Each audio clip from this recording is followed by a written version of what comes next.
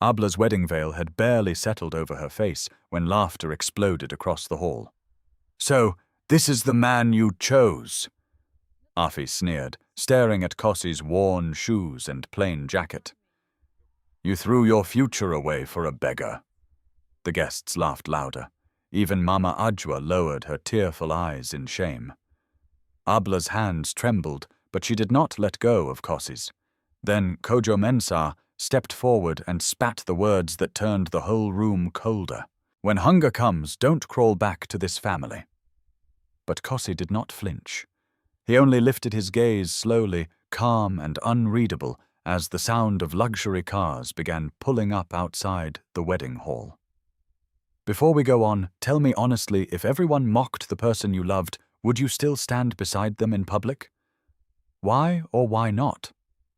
And where are you watching from today? Drop your country and local time in the comments. If you enjoy emotional stories filled with shocking twists, justice and healing, subscribe and stay with me for the next part. Long before the wedding hall filled with laughter and cruelty, before silk dresses rustled and expensive watches flashed under chandelier light, Abla had already learned what it meant to be humiliated quietly.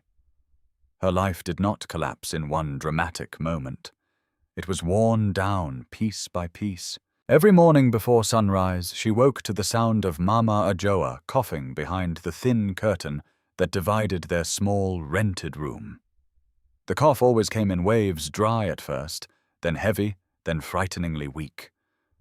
Abla would sit up instantly, even if she had only slept for 3 hours after a long shift, and rush to support her mother's shoulders with one hand while reaching for the cup of water with the other. "Slowly, Mama," she would whisper. "Breathe first." Mama Ajoa always tried to smile afterward, as if a smile could erase the fear in the room. "I am fine," she would say. But both of them knew she was not. The medicine on the wooden shelf was running low again. The landlord had already asked twice for the late rent, and Nuru, bright-eyed and thin as a reed, was pretending not to notice any of it, so he could keep studying for his school exams without drowning in guilt. Abla carried the full weight of the household in silence. She sold fabric during the day in a crowded market, where richer women touched materials with bored fingers and bargained with the ruthlessness of people who had never had to choose between transport money and food. At night, she sometimes washed dishes in a roadside restaurant when another worker did not show up. On weekends, she braided hair for neighborhood girls under a rusted metal awning while dust blew across the street and children shouted nearby. Still, it was never enough. Money disappeared the same hour it arrived. Medicine, school fees, rice, transport, electricity, debt. There was always another need waiting with its hand outstretched. And always above those daily struggles, there was the family. Kojo Mensah liked to call himself a practical man. He wore expensive cologne, spoke in the language of business deals, and acted as if every cruel thing he said was simply wisdom from someone who understood how the world worked. Salorum, his wife, was sharper in a different way. She smiled before insulting people. She could turn mockery into elegance. And their daughter Afi had inherited the worst of both of them: pride without mercy, beauty without kindness. Whenever Abla visited their large home to ask for help with Mama Ajoa's treatment or to deliver documents related to old family matters, she felt like a stain brought into a polished room. One afternoon, after waiting nearly an hour in a bright sitting room that smelled of fresh flowers and lemon polish, Abla was finally called in. Kojo did not invite her to sit. He leaned back in his leather chair and steepled his fingers. So he said, "How much is it this time?" Abla stood straight despite the embarrassment creeping up her spine. "It is not for me. Mama needs another round of treatment." "The doctor said if we delay again," Salom cut in with a soft laugh. "There is always another emergency with your side of the family." Abla swallowed. "She is your family too." Afi, scrolling through her phone nearby, snorted without looking up. "Only when it is convenient." The words landed harder because they were said so casually. Kojo gave a long sigh, as if burdened by other people's misfortunes. Abla, let me speak plainly. You are not a child anymore. Life is not saved by tears. It is saved by strategy. Abla already knew what was coming. He rose from his chair and walked toward the window. Tendaji has asked about you again. Her chest tightened immediately. Tendaji. Wealthy. Connected. Immaculate suits. Smooth voice. Dead eyes. The first time he had shaken Abla's hand, he had smiled too long. The second time, he had spoken to Kojo about her as if she were an asset that needed proper placement. The third time he had let his gaze travel over her face and body with such calm entitlement that Abla went cold inside. He is a respected man, Selorm said. A powerful man. He is old enough to buy respect, not earn it, Abla answered before she could stop herself. Afi looked up, then delighted by the tension. And what exactly do you have to reject him with? Pride doesn't pay hospital bills. Kojo turned around slowly.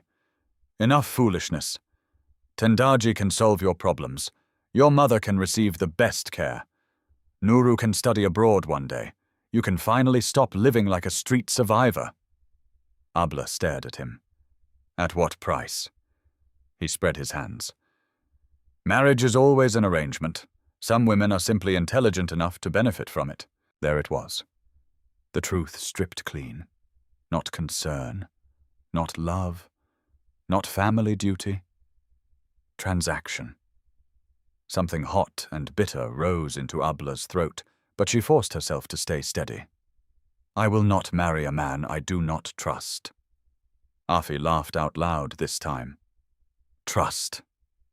Poor women always talk about trust because they have nothing else to bargain with. Selorm added almost gently. You are running out of time, Abla. Beauty fades, sickness grows, opportunities close. Abla looked from one face to another and understood with familiar pain that none of them saw her as a daughter-niece or blood relation. She was a problem that had not yet been monetized correctly. She left that house with burning eyes and a rigid back, refusing to let them see her cry. But by the time she reached the hospital the next day, Pat had become useless again. The billing clerk would not release Mama Ajoa's next treatment until a payment was made.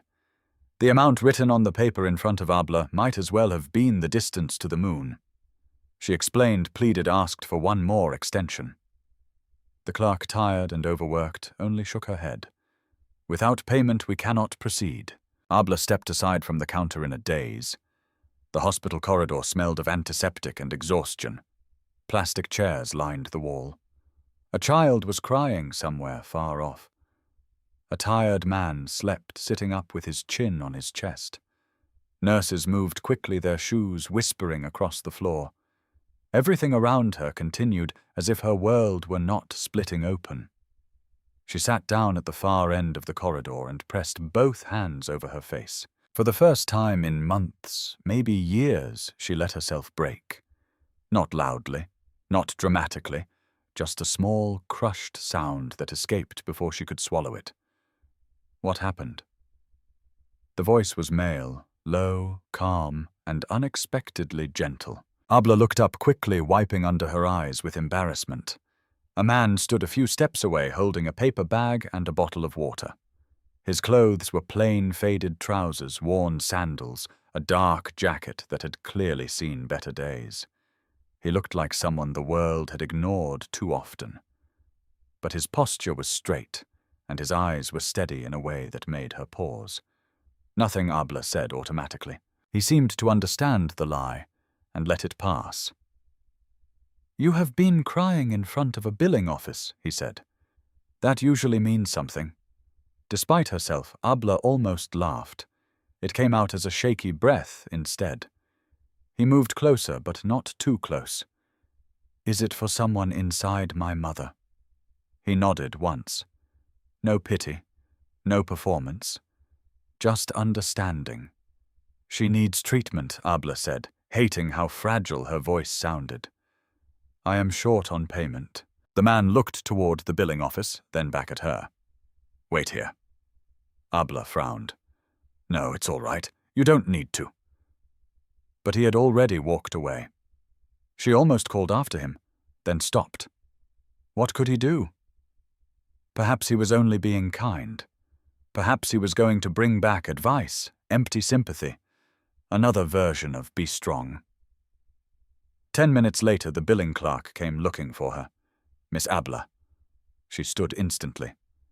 Yes, the woman's tone had changed. Your mother's payment has been partially settled. Treatment can proceed today. Abla blinked. What? The clerk glanced past her. That gentleman arranged it. Abla turned. The same man stood at the end of the corridor holding the now empty paper bag. For a brief second, the noise of the hospital seemed to fade. She hurried toward him, stunned. Why would you do that?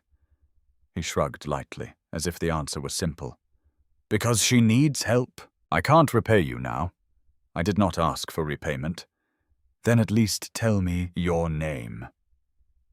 He held her gaze for a moment, and something unreadable passed through his expression. Something quiet, watchful, almost sad. Kossi, he said. Abla had never seen him before in her life, yet something in the stillness around him, in the way he spoke without trying to impress her, made the corridor feel different. As if that moment, small as it seemed, had just shifted the direction of her fate. After that day at the hospital, Abla told herself not to romanticize kindness. A person had helped her. That was all. In hard lives, people often made the mistake of turning one decent act into a fantasy. She had seen it happen before.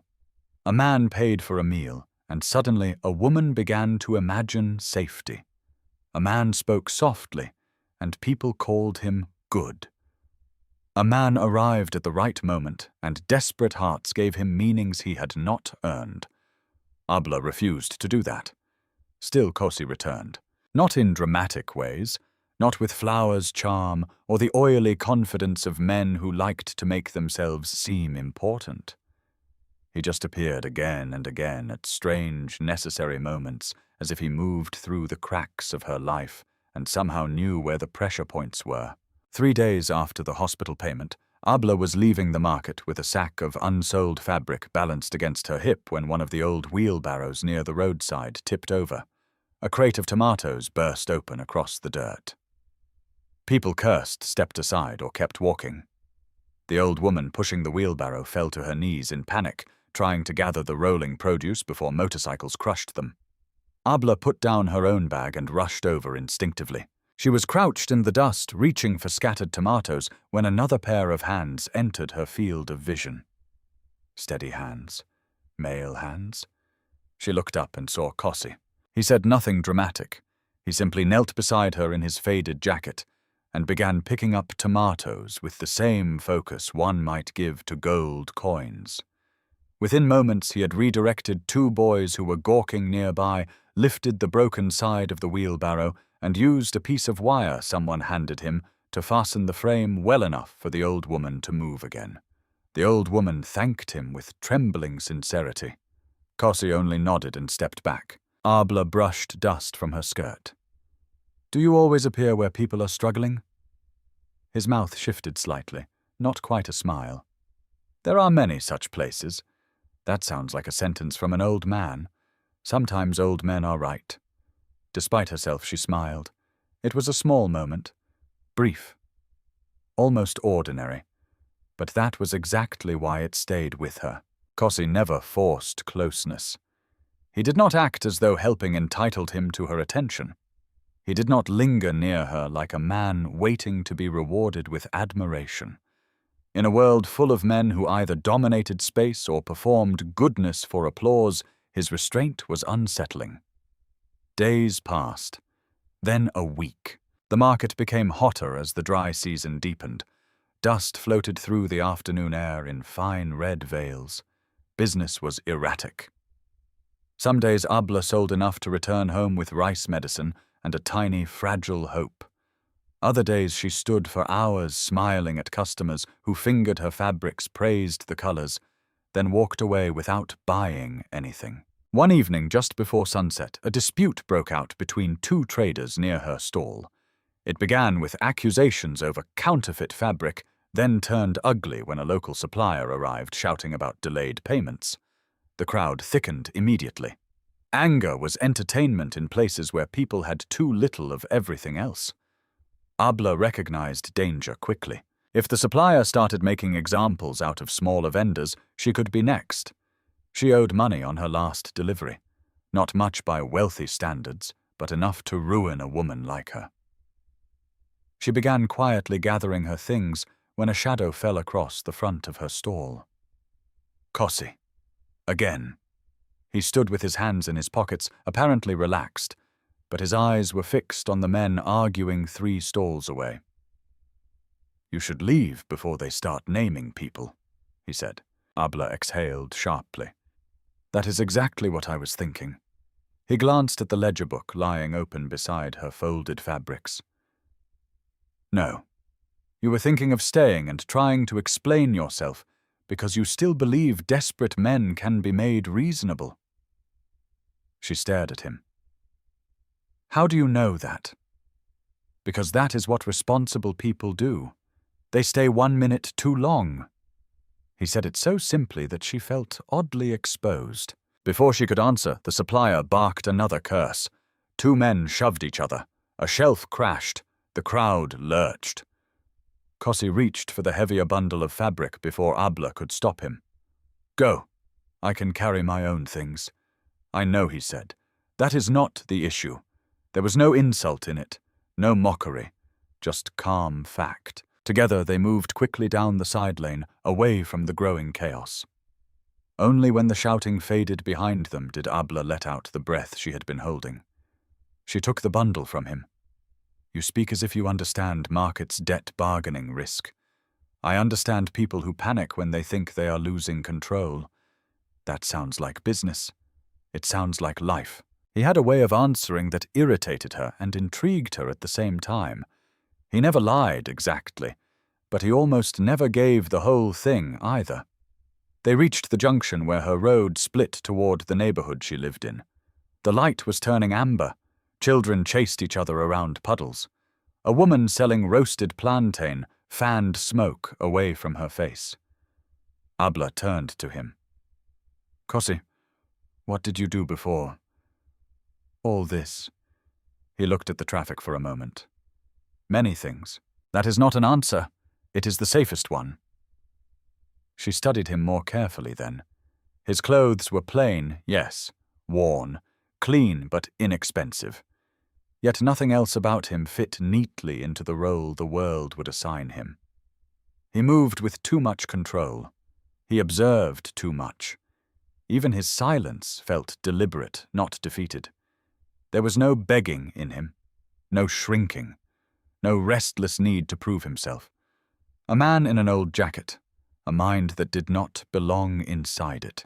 That night, after helping Mama Ajwa take her medicine and checking Nuru's notes by candlelight during a power outage, Abla found herself thinking about the word safest. Not easiest, not truest, safest. What kind of man spoke that way? The answer began to unfold little by little over the weeks that followed. Once when the faucet outside their building broke, and the landlord complained for 2 days without fixing it, Kossi examined the pipe, asked Nuru for a strip of rubber and a rusted wrench, and repaired the flow in 15 minutes. Another time, Abla mentioned offhand that the price of imported fabric had risen again because a transport company was delaying shipments. Kossi asked which company. She told him. He became quiet for a few seconds, then said, "They will change managers within the month." Abla frowned. "How would you know that they are losing money in ways that become visible from a distance?" She blinked. From a distance, he only shrugged. And then, absurdly, he was right. 3 weeks later, everyone in the market was talking about the transport company's internal shake-up. Even Nuru began to notice. One evening, while Mama Ajwa slept and Abla sorted receipts at the table, Nuru leaned closer and lowered his voice. "Sister, that man." Abla did not look up. What man? The one who keeps appearing. She did look up then. Kossi. Nuru nodded slowly. He does not act like a poor man. Abla gave a dry little laugh. That is a dangerous thing to say in this neighborhood. I am serious. Nuru's young face sharpened with thought. Poor men can be proud, yes. They can be quiet, too. But he watches everything. He speaks like teachers at expensive schools. And yesterday, when I showed him my mathematics book, he corrected the accounting example faster than I could read it. Abla's fingers stilled over the receipts. He corrected it. Nuru nodded eagerly. Not only corrected it, he explained why the entire exercise was badly designed. Despite herself, she smiled. Then the smile faded, because Nuru was right. The feeling had been building in her for days now, subtle and persistent. Kossi did not simply know unusual things. He knew the shape of systems. He understood leverage, timing, motive. He could look at a quarrel in the market and see the invisible structure beneath it. He could stand beside broken things and speak as though he had seen larger collapses. And each time Abla got close to asking the right question, something interrupted. Usually family. Kojo Mensah had become more aggressive. He sent messages, left instructions through relatives, asked after Mama Ajoa's treatment with the false concern of a man counting how desperation might be used. Salom invited Abla to small dinners where wealthy friends happened to be present. Afi sent photographs of luxury events with captions sharp as knives. One message came on a Thursday afternoon while Abla was walking home. Tendaji would like to see you on Sunday. Dress properly. Do not embarrass us again. No greeting, no choice, just command. Abla stared at the message until her jaw tightened. By the time she turned the corner near her street, Kossi was there, seated on a low, concrete wall beneath a jacaranda tree, as if he had been waiting without impatience. He studied her face once and said, "Your family again?" It was not a question. Abla let out a bitter breath. Do I look that obvious? Yes. She sat beside him, tired enough to stop pretending. They want me to meet Tendaji again. Kossi's expression changed so slightly another person might have missed it. But Abla saw it. A hardening. A stillness beneath stillness. He is not safe, Kossi said. The certainty in his voice made her turn fully toward him. You know him. Kossi looked ahead. I know men like him. Abla waited. This time, instead of evading, he said something worse. Your family is not trying to marry you well. They are trying to place you where you will be useful. The evening breeze moved the jacaranda leaves above them. Somewhere down the road, a radio was playing an old love song. Abla felt a chill travel through her despite the heat, because deep down she had known that already. But hearing Kossi say it aloud made it feel real in a new and dangerous way. And for the first time she understood that whatever secrets lived behind his worn clothes, they were not small. By the time Sunday arrived, the air inside Kojo Mensah's house felt like a trap disguised as hospitality. Everything had been arranged too carefully. The polished floors shone. The curtains were drawn halfway to soften the harsh afternoon light. A silver tray of drinks sat untouched on the center table. Salom had even placed fresh lilies in a tall glass vase, their sweet perfume floating through the room like an attempt to cover something rotten. Abla noticed all of it the moment she stepped inside. Not because she cared about wealth, not anymore, but because people who planned to corner you often did so in beautiful rooms. Afi was the first to speak when Abla entered. At least you listened for once, she said, looking Abla up and down.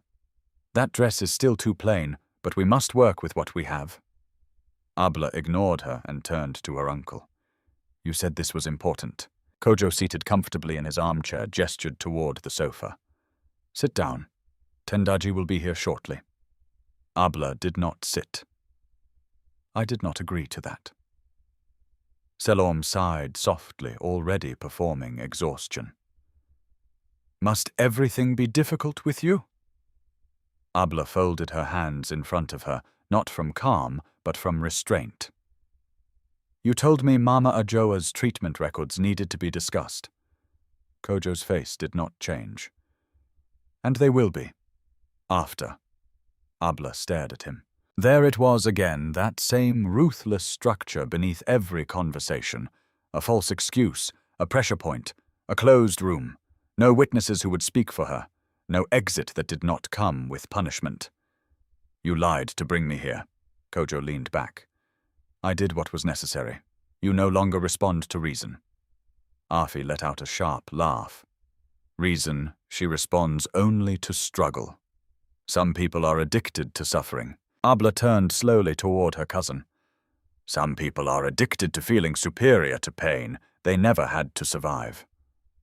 The smile vanished from Afi's face. For a split second, silence filled the room. Tense. Electric. Then footsteps sounded from the foyer. Tendaji entered without hurry, as if he already belonged there. He wore a cream-tailored suit, a gold watch that caught the light when he moved, and the expression of a man who had spent too many years being welcomed into rooms where other people's futures were negotiated like purchases. His smile appeared at exactly the right angle. Too smooth. Too practiced. Abla, he said warmly, as though they were old friends. You look lovely. She did not answer. He seemed not to mind. He walked closer, accepted the drink. Salom handed him, then settled into the single chair opposite her with the ease of someone about to inspect merchandise. Kojo clasped his hands. Good. Now we can speak openly. Abla remained standing. Tendaji crossed one leg over the other. Your uncle tells me your mother's condition has worsened. Something inside Abla recoiled immediately, not at the fact itself, but at the way he said it, with interest, not concern. She is receiving treatment, Abla said. For now, Kojo added. She looked at him sharply. Selim gave a theatrical little frown. Hospitals are expensive, Abla. Even basic survival has become a luxury. Tendaji took a slow sip from his glass.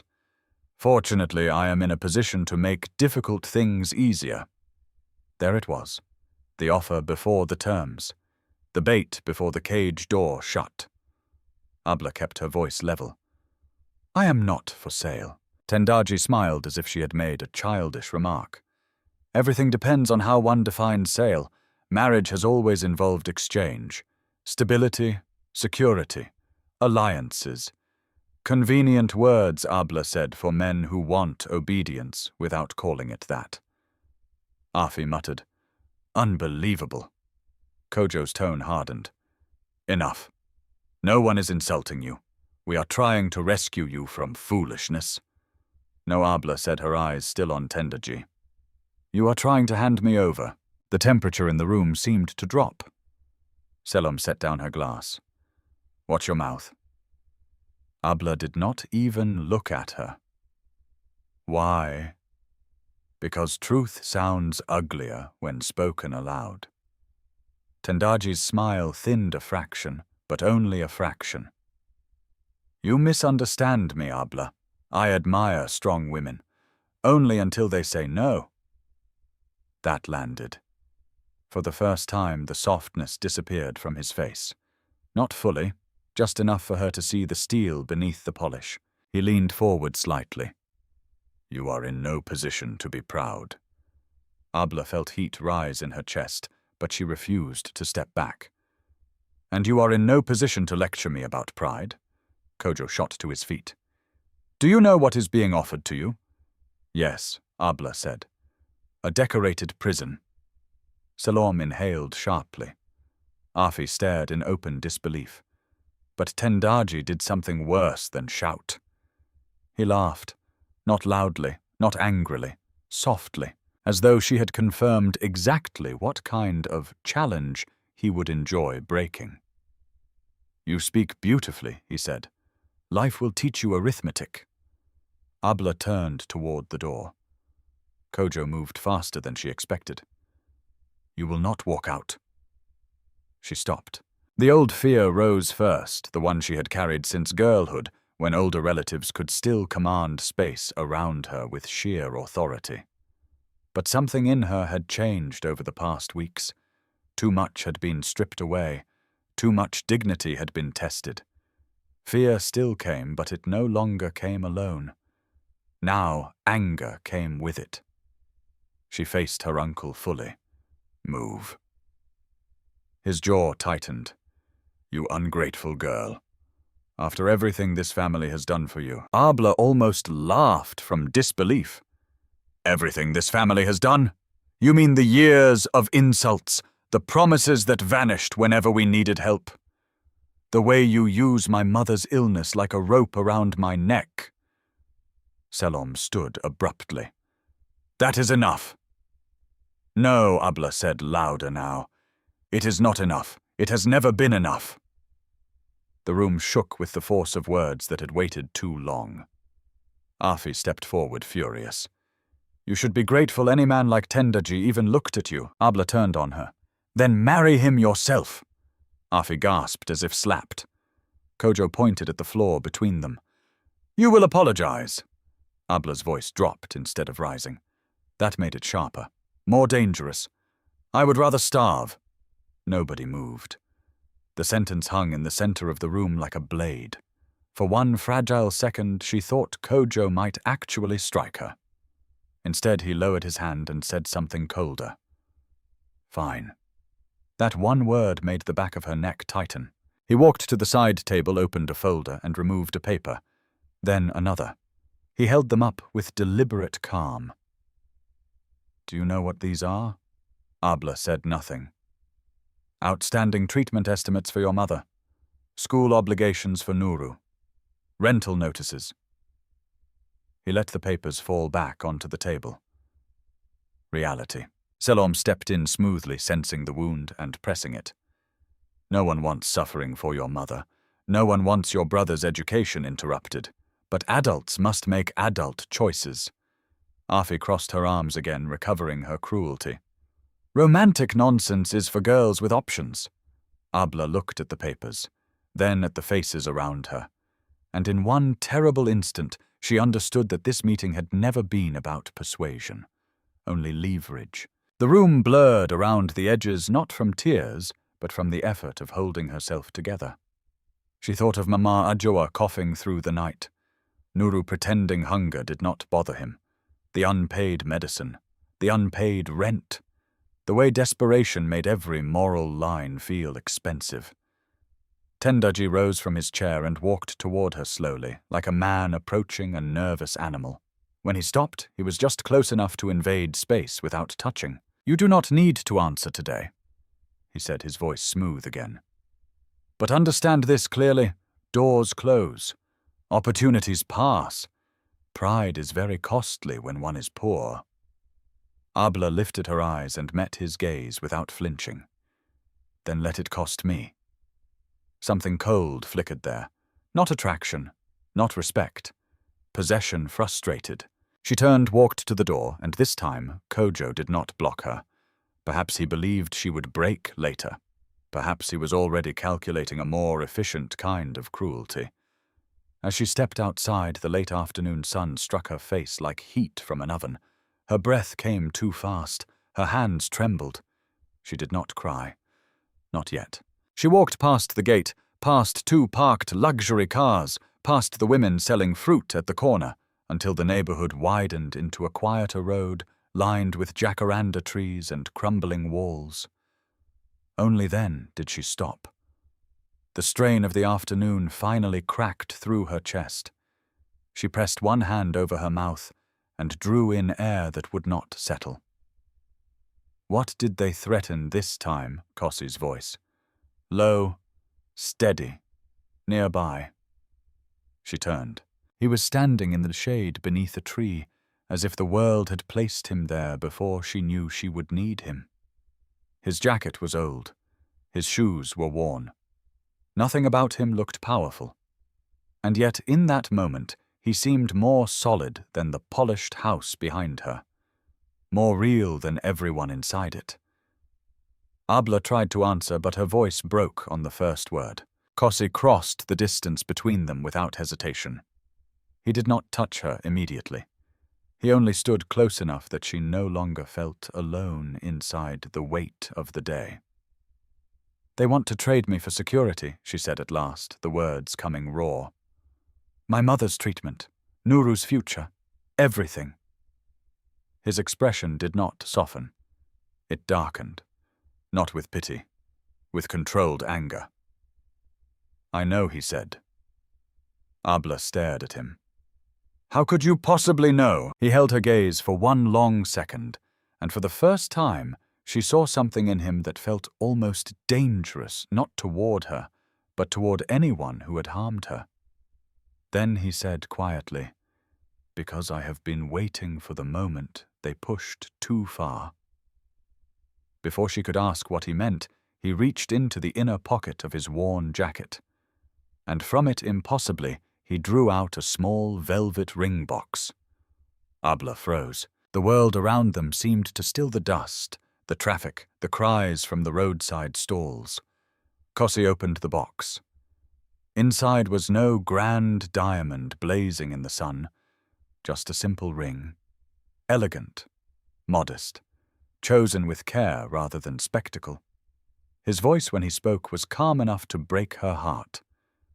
"Abla," he said, "I cannot promise you an easy life, but I can promise you this: no one will ever buy your dignity while I am standing beside you." She stared at him, too shocked to breathe. "I am asking you to marry me," he said, "not because you are desperate, not because you owe me gratitude, and not because I want to save you so I can own your future. I am asking because I have watched you choose responsibility over comfort, decency over advantage, and truth over fear. And I would rather stand beside a woman like that in hardship than beside a liar in a palace." Tears burned her eyes now. Not weak tears, the kind that came when a soul bruised too many times was suddenly offered respect. Behind them, somewhere far away, a car horn sounded. A child laughed. The city continued. But for Abla, the axis of the world had shifted. And she knew with terrifying clarity that saying yes would start a war. The war began faster than Abla expected. For one suspended second after Kossi opened the ring box, she could not speak. The road around them still carried the ordinary sounds of the city motorbikes rattling past, traders calling out prices from a nearby corner, music drifting faintly from a bus with broken windows. But inside her, everything had gone silent. A proposal should have felt impossible in that moment. She had just walked out of a polished house filled with threats. Her mother was sick. Her brother's future was fragile. Her own name had been dragged through enough contempt to make love seem like a luxury reserved for other people. And yet Kossi stood before her with no performance in his face. No desperation, no manipulation, only certainty. Abla looked from his eyes to the ring and back again. "Do you understand what you are asking?" "Yes, my family will never accept it." "I know. They will say I've lost my mind. They already say that whenever you refuse to surrender." The answer was so dry, so calm, that despite the pressure crushing her chest, a faint broken laugh escaped her. Then the laugh vanished, replaced by the hard truth she could not outrun. "Kossi," she said, "I have nothing to offer you." He closed the ring box, but did not put it away. "That is not true. I am serious. So am I." She stepped back, frustrated now by the dangerous tenderness of the moment. "I am not speaking in poetry. I mean my life. Look at it. Debt, illness, family trouble, constant humiliation. If you marry me, you marry all of it." His gaze did not waver. "Then I know exactly what I am choosing." Abla felt tears threaten again, and that only made her angrier. She was tired of crying in front of fate. "You make it sound simple." "No," Kossi said quietly. "I make it sound honest." That landed deeper than persuasion would have. Not easy. Honest. The distinction mattered. He opened the ring box again and held it toward her, Not pushing, not pleading. Waiting. Abla looked at the ring. It was modest, almost severe in its simplicity. No loud sparkle, no attempt to dazzle. It felt strangely fitting, like something chosen by a man who believed promises should be carried, not displayed. Her mind raced through consequences. Kojo Mensah's fury, Selorm's poison, Afi's mockery spreading through every branch of the family like perfume poured into water. Tendaji's wounded pride, the city's appetite for gossip. And beyond all of that, the practical terror medicine rent school survival. If she said yes, she would cross a line that could not be uncrossed. If she said no, she would walk back toward a cage. Abla drew a slow breath, then another. When she finally lifted her eyes to Kossi, something in her had settled, not peace exactly, but decision. Yes, she said. The word was barely above a whisper, yet it changed the air around them. Kossi did not grin like a triumphant man. He did not seize her in dramatic celebration. He only let out the smallest breath, as if he had been holding more inside himself than he intended to reveal. Then he took her left hand carefully. His fingers were warm, steady. As he slid the ring onto her finger, Abla felt the terrible, holy weight of choice. Not rescue. Choice. When he released her hand, the world seemed to resume all at once. A bus roared past. Dust rose. Voices returned. Somewhere a radio switched songs. Abla stared at the ring in disbelief. "I should tell you," she said after a moment, "this may be the worst-timed proposal in modern history." Kossi's mouth shifted. "I have made worse investments." She looked up sharply. "Investments?" He seemed to realize what he had said and glanced away. "In people." Again, that strange thing about him, words that hinted at doors he refused to fully open. Before she could question him, her phone began to vibrate in her bag. One look at the screen made her stomach tighten. "Afi," Abla answered without greeting. "Well," Afi snapped immediately. "How long does it take to think Uncle is asking where you are?" Abla looked at Kossi once, then turned away slightly. "Tell him I'm not coming back." There was a beat of stunned silence. Then, "Excuse me, I said I'm not coming back." Selorm's voice joined in faintly from the background, shrill and demanding. Kojo said something sharper. Afi returned now, full of incredulous rage. "Do you understand what you are doing?" "Yes. You are embarrassing this entire family." Abla stared at the dusty road in front of her. "That family has survived worse than my self-respect." Afi gasped. "You insolent!" "And tell them something else." Abla cut in her voice, steady now. "I am getting married." Another silence. But this one felt different. Dangerous. To who Afi asked at last, every word sharpened to a blade. Abla turned and looked directly at Kossi as she answered. To Kossi, the explosion on the other end was immediate. Laughter first, then outrage, then disbelief so intense it nearly became panic. That beggar Afi shrieked, "You insane woman! You're choosing a street nobody over!" Tendaji Abla hung up. Her hand trembled afterward, but not from uncertainty. Within an hour, the consequences began arriving. Kojo sent 3 messages in rapid succession. "If this is a joke, end it now. Do not force me to take serious steps. You are making the biggest mistake of your life." Selorm's message came next, more polished, and therefore more venomous. "Pride is a luxury poor women cannot afford. Think of your mother before you destroy everything." Then Tendaji, just one line.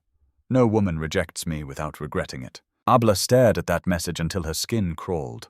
Kossi, watching her face, said, "Delete it." She looked at him. "You don't even know what it says." "I know enough." Something in his tone made her obey. That evening, when she told Mama Ajoa, the small room filled with a silence deeper than shock. Her mother sat propped against folded blankets, a shawl around her shoulders, despite the heat, her face pale from treatment and fatigue. Nuru stood by the doorway with his schoolbook still in hand, his eyes moving quickly between Abla and Kossi. For a moment, no one spoke. Then Mama Adjua looked at the ring. "Is this true?" she asked softly. Abla knelt beside her. "Yes, Mama."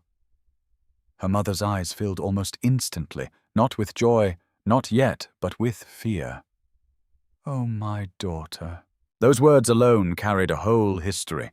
The fear of a mother who knew what poverty did to women. The fear of marriage entered without protection. The fear of desperation dressed up as romance. Abla took her hand. "He did not pressure me. This was my choice." Mama Adjoa looked at Kossi, then truly looked at him, perhaps for the first time, not as a kind stranger, but as the man about to alter her daughter's life. "What can you give her?" she asked. The question was simple, brutal, necessary. Nuru lowered his gaze, embarrassed by it. Abla herself went still. But Kossi did not seem offended. He stepped forward once no closer than respect allowed, and answered in the same calm voice he had used beneath the jacaranda tree. "I can give her my word," he said. "And I know words are cheap in this world. So I will add this. I will not lie to her about what life with me will require. I do not live grandly.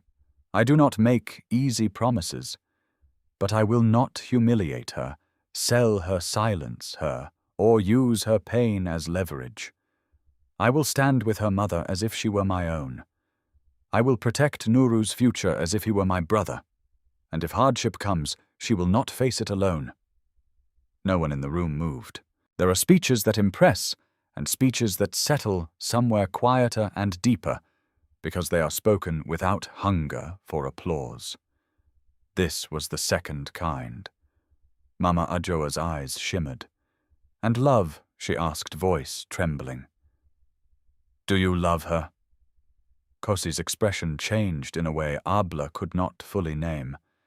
It was not theatrical softness. It was something rarer, something like a man allowing the truth to stand uncovered. "Yes," he said. Abla looked down immediately because the force of hearing it nearly undid her. Mama Adjoa closed her eyes for a moment. When she opened them again, they were wet, tired, and unexpectedly clear. "Then I will not curse what I do not understand." Abla's throat tightened. Nuru, who had been silent all this time, suddenly spoke from the doorway. "Are you dangerous?" Abla turned in disbelief. Nuru, but Kossi, to his credit, looked almost amused. "That depends," he said. "On what? On who is trying to hurt your sister?" Nuru considered that with startling seriousness, then nodded once, as if some private assessment had been completed. "All right." It was such a strange, earnest response that even Mama Adjoa laughed weakly through her tears. For one fragile hour the room felt lighter. Then the knock came. Hard, sharp, repeated. Everyone froze. Abla rose at once. Before she could reach the door, it swung inward. Kojo Mensa entered without invitation. Salom just behind him. Afi a step behind her, and two other relatives crowding the narrow entrance as if outrage had given them legal ownership of the space. Kojo's eyes went first to the ring on Abla's hand. His face darkened instantly. "So it is true," he said. The room seemed to shrink around his anger. Afi looked Kossi up and down with open disgust. "You actually did it. You actually picked this man." Salom covered her mouth as though the sight itself offended her dignity. "In front of your sick mother, too. Shameless." Abla stepped forward, placing herself between them and the bed. "Get out." Kojo ignored her. He pointed at Kossi. "You. Whatever game this is, end it now." Kossi did not rise to the insult. He stood at the side of the room, quiet, unreadable. That calmness only enraged Kojo further. "I am speaking to you," Kojo barked. "And I heard you," Kossi replied. No volume, no force. Yet something about the answer altered the room. because for the first time Kojo sounded loud, and Kossi sounded dangerous without trying. Kojo took one step forward. "Do you know who you are dealing with?" Kossi held his gaze. "Better than you think." A silence followed. Tiny, charged, unsettling. Then Kojo laughed bitterly and turned to Abla. "Fine. If you insist on marrying a beggar, then do it properly. Let the whole family see what you have chosen." Salorm's eyes gleamed with sudden cruelty. Afi smiled too. Abla knew that look immediately. Public humiliation. Ceremony as punishment. Kojo spread his hands. "You want this marriage, then we will host it. This Saturday. In front of everyone." Abla's heart sank, not because she wanted their blessing, but because she understood exactly what he intended. He wanted witnesses. He wanted a spectacle. He wanted her shame made official. And standing in the center of that tightening room, with Kossi silent beside her and her family's malice smiling in borrowed politeness, Abla realized the wedding itself would not be the end of the war. It would be the battlefield. The days between Kojo Mensah's announcement and the wedding passed like a slow march toward an execution. That was how it felt to Abla, not because she regretted saying yes to Kossi. That part strangely remained the clearest thing in her mind. Beneath all the anxiety, beneath the pressure and humiliation and uncertainty, her decision still felt solid. It frightened her how solid it felt, as if some deeper part of her had recognized truth before the rest of her life could catch up. No, what made those days unbearable was the spectacle being built around that truth. Kojo did not cancel the invitations. He expanded them. Relatives who had barely spoken to Abla in years suddenly heard there would be a wedding. Business associates were included. Church elders. Neighbors with loose tongues and sharp eyes. Women who lived on scandal as if it were a vitamin. Men who judged other people's dignity while hiding their own corruption under expensive suits. The message was obvious. If Abla insisted on choosing disgrace, the whole world would be invited to watch. Salom supervised every detail with poisonous enthusiasm. Afi moved through the family group chats like a fire being fed with oil, sending hints and half-truths so that curiosity would spread faster than fact. Can you imagine? She rejected Tendaji. For that man. You must come and see. Abla heard pieces of it through neighbors, through whispers at the market, through the way people started looking at her half a second longer than before. Not sympathy. Anticipation. The city loved a woman on the edge of ruin.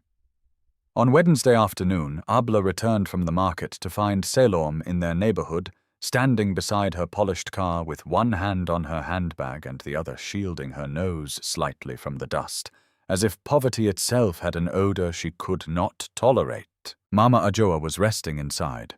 Nuru was at school. Abla stopped at the gate. "What are you doing here?" Salom smiled with all her teeth and no warmth. "Helping. That would be a first." Salom pretended not to hear. She lifted a folded bundle from the back seat of the car and held it out. White fabric shimmered in the late light. "A dress," she said. "For the wedding." Abla did not move. "I did not ask for one." "You no longer need to ask. The family has decided it will not let you appear like a roadside tragedy in front of guests." The words hit their mark, but Abla refused to show it. She looked at the dress instead. It was beautiful in the cold, expensive way. Certain things were beautiful when purchased without love. Satin. Fine stitching. A fitted waist. Lace at the sleeves. Chosen not for her, but for the image of her. "It's too much," Abla said flatly. Salom stepped closer. "No. What is too much is a girl with no money, no status, and a sick mother deciding she is above advice." Abla's gaze lifted. "Then keep it." A flicker of irritation passed through Salom's face. "Listen carefully, Abla. People are already talking. This family's name is being dragged through the mud because of your stubbornness.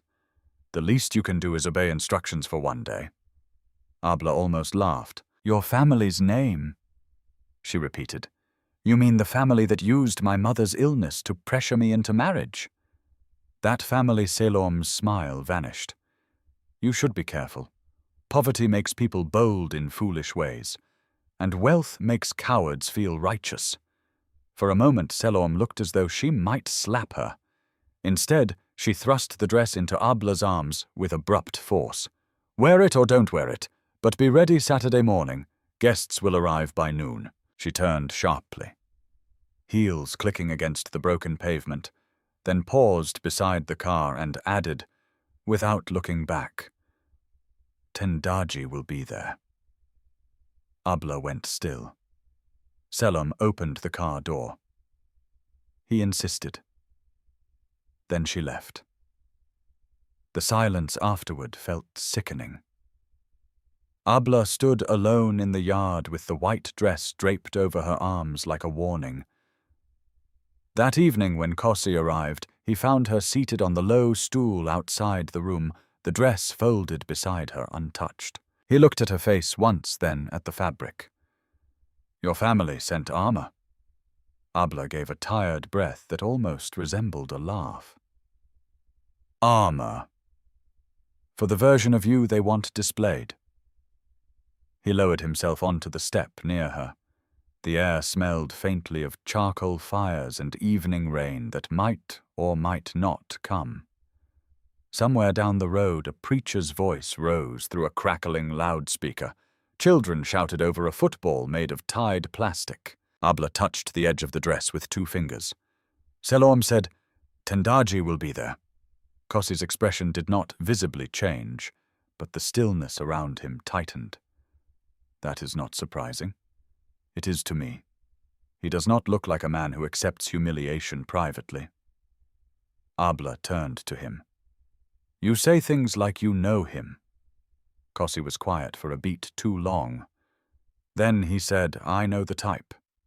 Again that answer, again the partial truth. Under any other circumstances, Abla might have pressed him harder, but exhaustion had made her honest in a different way.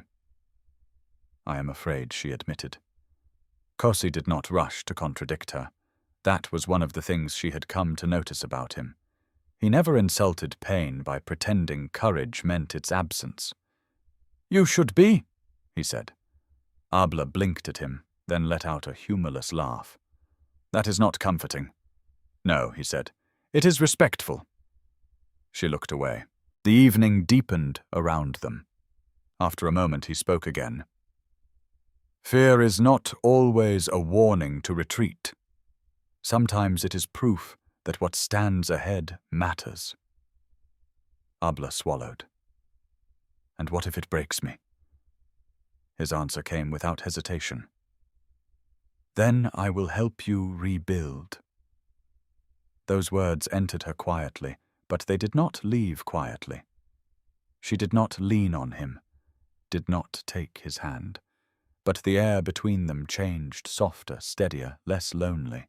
On Friday night, the final insult arrived. Afi posted a photograph in the family chat of the reception hall, grand, glittering, full of gold drapery and fresh flowers with the caption, Even a beggar deserves one beautiful day before reality begins. Dozens of laughing reactions followed. Some relatives tried to appear neutral with weak blessings and scripture verses. Others were less subtle. Maybe love is truly blind, or hungry. At least it will entertain us.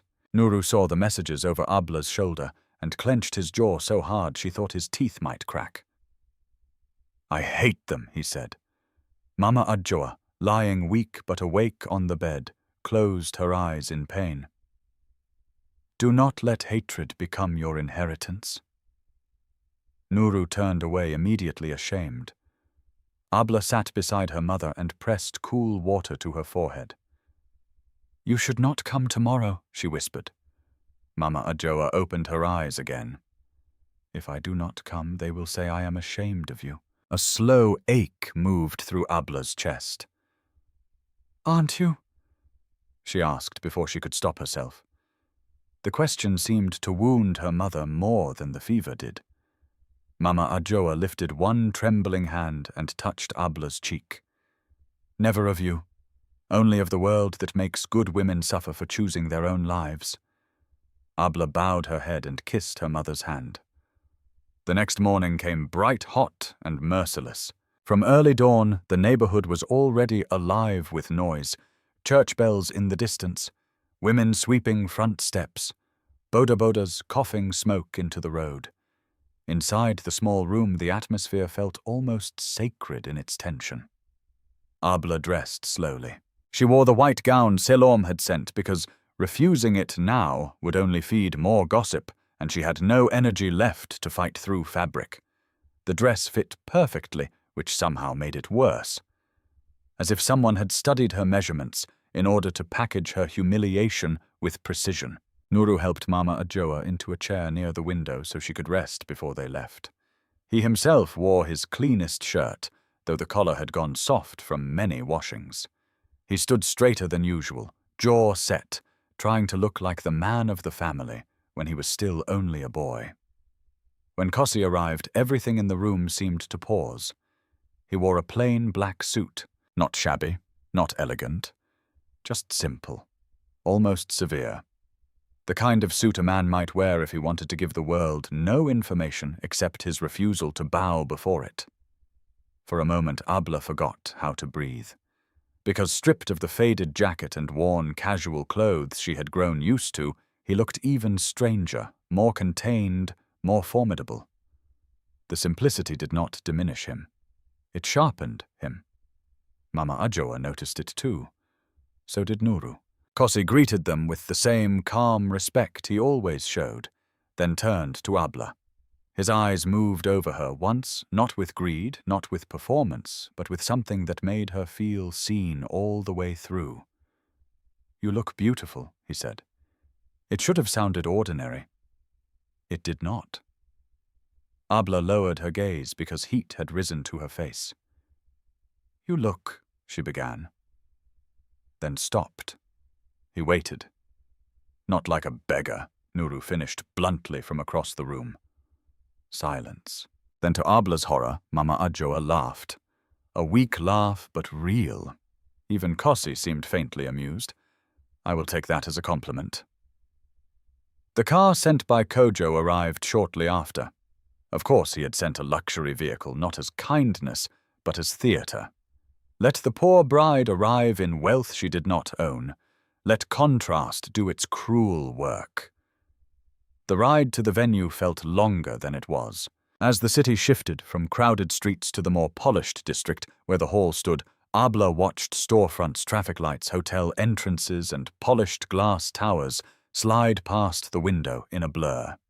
People outside continued with their lives unaware that inside the car a woman was traveling toward the public testing of her dignity. She kept one hand folded over the other in her lap to hide their trembling. Kossi sat beside her, silent, not distant, silent in the way of someone conserving force. When the hall finally came into view, large white, draped in floral displays and lined with parked cars, Abla felt her stomach turn. Guests were already arriving, women in rich fabrics, men in tailored suits, camera flashes, laughter, perfume, gold jewelry catching sunlight like little declarations of success, and all of it waiting for them. As the car slowed at the entrance, Abla saw Afi near the doors in a fitted emerald dress laughing with two cousins. She looked radiant, cruel, and delighted. Beside her stood Selom, regal and poisonous in silver.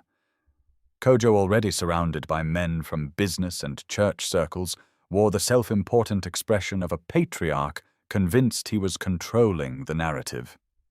And then Abla saw Tendaji. He stood just inside the entrance in a charcoal suit, one hand in his pocket, face composed.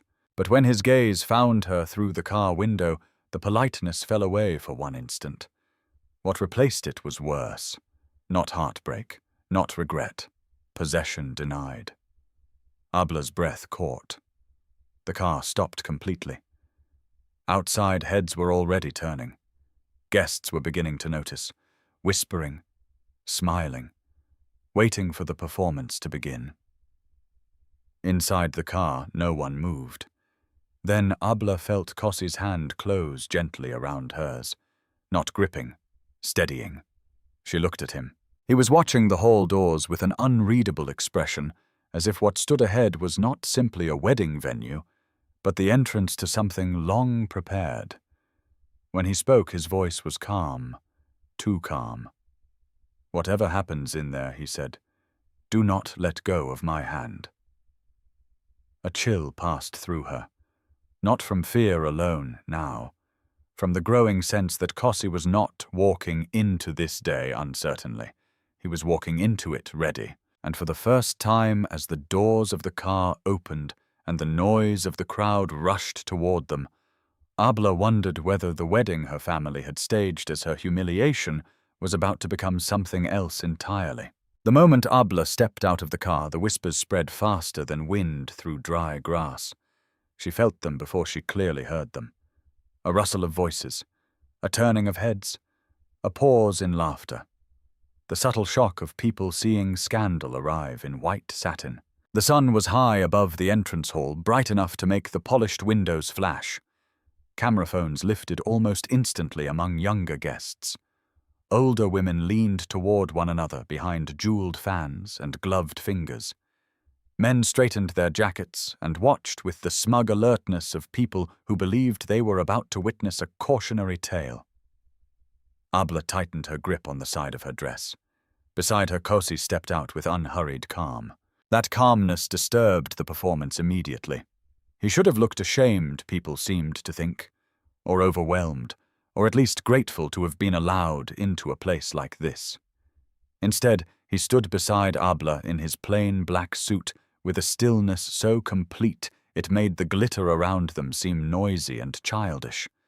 For one strange second, no one knew how to begin humiliating him.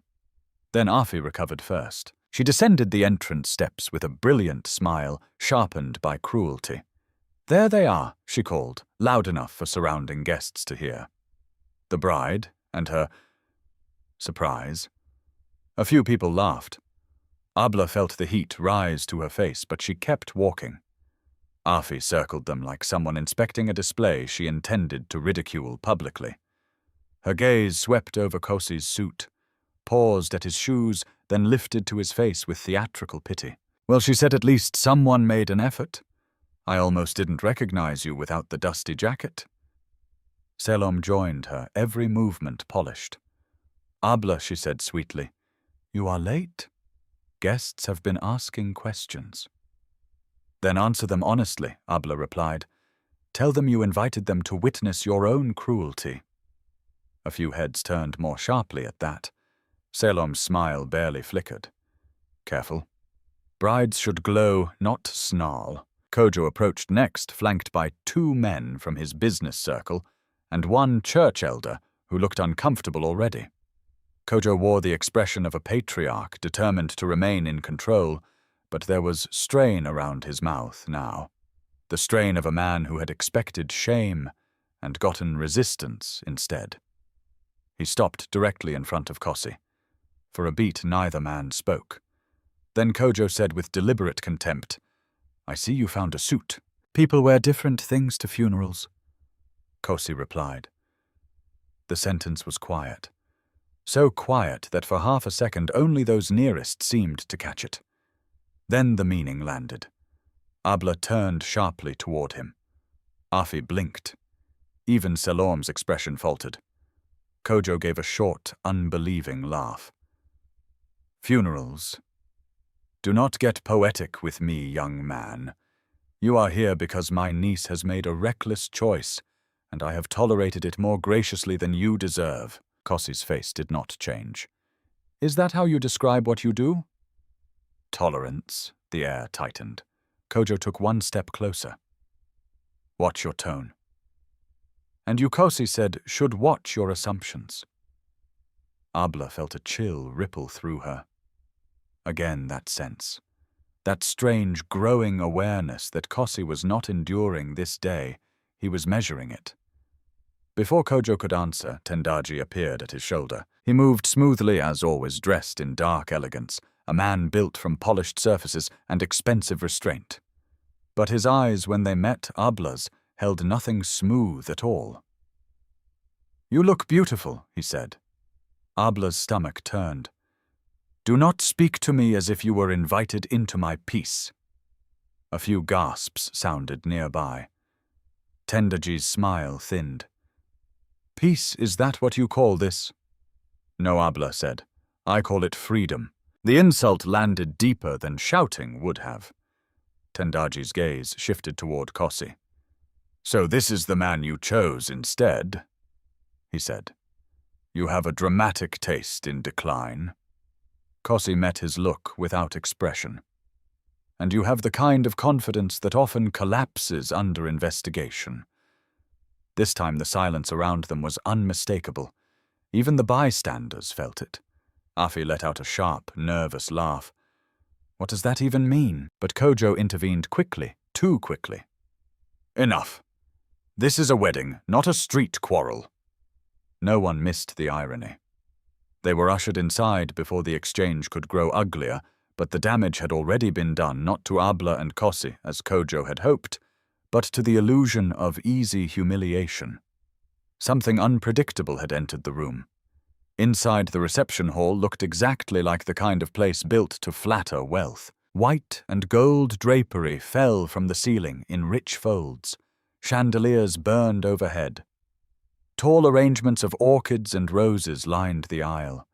The polished floor reflected every light, every heel, every passing face. A string quartet near the corner played soft music no one was listening to. Waiters moved through the crowd with trays of sparkling drinks.